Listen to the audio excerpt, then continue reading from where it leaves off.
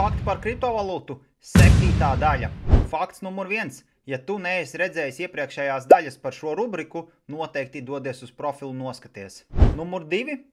Kriptotehnoloģiju attīstību ietekmē citu nozaru segmentu attīstība. Mēs jau šobrīd redzam to, ka kriptovalūtas tehnoloģija blokķēde tiek integrēta banku sistēmā, tiek integrēta loģistikas nozarē, tāpatās arī pensiju fondos un daudz kur citur. Mīts numur 3. Kriptovalūta kā piemēram Bitcoins, Ethereums var nopirkt arī reālajā vidē. Nē, kriptovalūtu reālajā vidē tu nevar nopirkt un tas neeksistē. Kriptovalūta ir tikai un vienīgi digitāls aktīvs. Numur 4. Kriptovalūta ir ātra un vienkārša peļņa. Nē, kā jau visos citos finanšu instrumentos, arī kriptovalūtā nav ātras un vienkāršas peļņas.